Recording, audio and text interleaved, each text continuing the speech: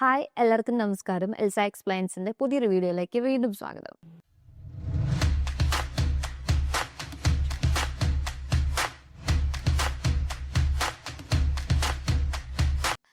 നമ്മൾ ഡിസ്കസ് ചെയ്യാൻ പോകുന്ന terms CAS, UCAS, unconditional offer and conditional offers. അപ്പോൾ ഒരു യു കെ ആപ്ലിക്കേഷൻ സ്റ്റാർട്ട് ചെയ്യുന്ന സ്റ്റുഡൻസിന് കേട്ടിട്ടുണ്ടാവും ഈ ടേംസ് ഒക്കെ. അപ്പോൾ പുതിയതായിട്ട് യു കെ ആപ്ലിക്കേഷൻസ് സ്റ്റാർട്ട് ചെയ്യാൻ പോകുന്ന കുട്ടികൾക്ക് ഒന്ന് പരിചയമായിട്ടിരിക്കാൻ വേണ്ടിയിട്ട് നമുക്ക് ഈ ടേംസ് എന്തൊക്കെയാണെന്ന് നോക്കാം. ഫസ്റ്റ് എന്ന് പറയുന്നതാണ് കണ്ടീഷണൽ ഓഫർ ലെറ്റർ.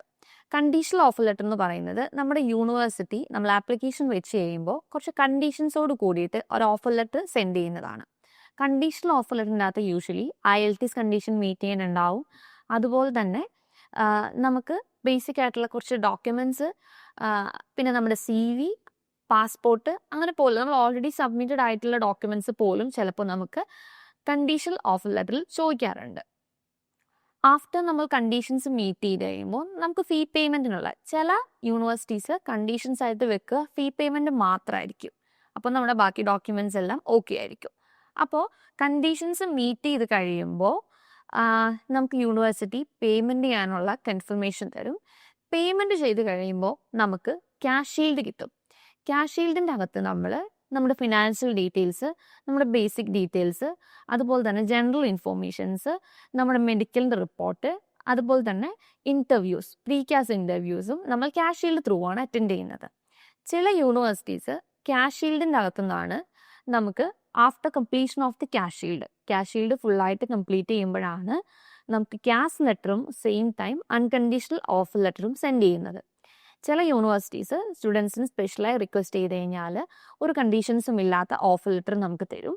അപ്പം ഈ അൺകണ്ടീഷണൽ ഓഫർ ഉണ്ടെങ്കിൽ മാത്രമേ ചില ബാങ്കുകൾ നമുക്ക് എഡ്യൂക്കേഷൻ ലോൺ തരത്തുള്ളൂ. അപ്പോൾ അൺകണ്ടീഷണൽ ഓഫർ ലെറ്റർ എന്ന് പറയുന്നത് UK സ്റ്റഡീസിൻ്റെ അകത്ത് അല്ലെങ്കിൽ എഡ്യൂക്കേഷൻ ലോൺ വെക്കുന്നതിൻ്റെ അകത്ത് വളരെ ഇമ്പോർട്ടൻ്റ് ആയിട്ടുള്ളൊരു പാർട്ടാണ്.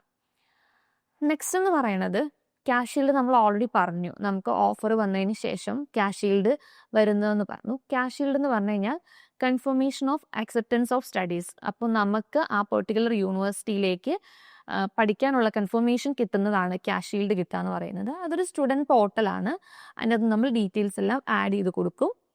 വൺസ് ക്യാഷ് കംപ്ലീറ്റ് ആയി കഴിയുമ്പോൾ നമുക്ക് ക്യാഷ് ലെറ്റർ വരും.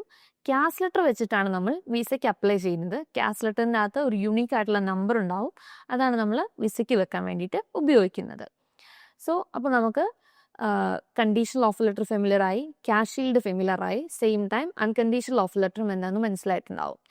നെക്സ്റ്റ് എന്ന് പറയുന്നത് യു ക്യാസ് പോർട്ടൽ പല കുട്ടികൾക്കും താല്പര്യമില്ലാത്തൊരു കാര്യമാണ്. കാരണം ഏകദേശം €30 അല്ലെങ്കിൽ €35 ഒക്കെ യു ക്യാസ് പേയ്മെൻറ്റ് വരാറുണ്ട്.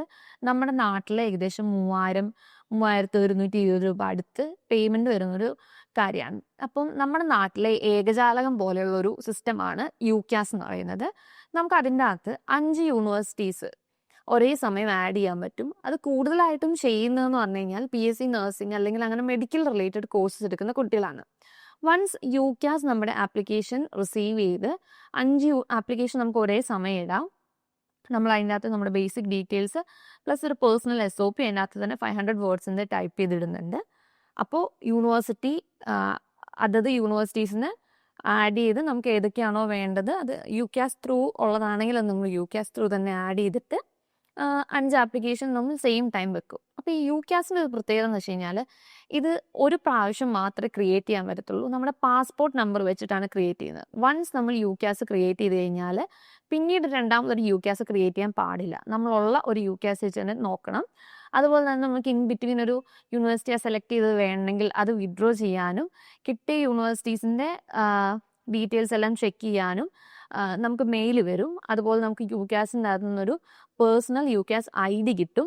അതാണ് നമ്മൾ ഫർദർ ആയിട്ടുള്ള കാര്യങ്ങൾക്ക് യൂസ് ചെയ്യുന്നത്. അതൊരു ഇമ്പോർട്ടൻ്റ് ആയിട്ടുള്ള നമ്പറാണ് യു ക്യാസ് ID എന്ന് പറയുന്നത്. പിന്നീടുള്ള മറ്റു കാര്യങ്ങൾ എന്ന് പറഞ്ഞു കഴിഞ്ഞാൽ യു ക്യാസിൻ്റെ അകത്തുനിന്ന് വൺസ് നമുക്കൊരു കൺഫർമേഷൻ കിട്ടിക്കഴിഞ്ഞാൽ പിന്നെ നമ്മളത് യൂണിവേഴ്സിറ്റി ആയിട്ട് ടാഗ് ചെയ്യും. പിന്നീട് നമ്മൾ വൺസ് നമുക്ക് യു ക്യാസിൽ നിന്നൊരു ഓഫർ റിസീവ് ആയി കഴിഞ്ഞാൽ യൂണിവേഴ്സിറ്റിക്ക് അത് റിജക്റ്റ് ചെയ്യാൻ പറ്റത്തില്ല. അപ്പം യു ക്യാസ് എന്ന് പറയുന്നത് നഴ്സിംഗ് സ്റ്റുഡൻസിന് അല്ലെങ്കിൽ മെഡിക്കൽ റിലേറ്റഡ് ആയിട്ടുള്ള കോഴ്സുകൾ പഠിക്കുന്ന കുട്ടികൾക്ക് ഇമ്പോർട്ടൻ്റ് ആയിട്ടുള്ള കാര്യമാണ്.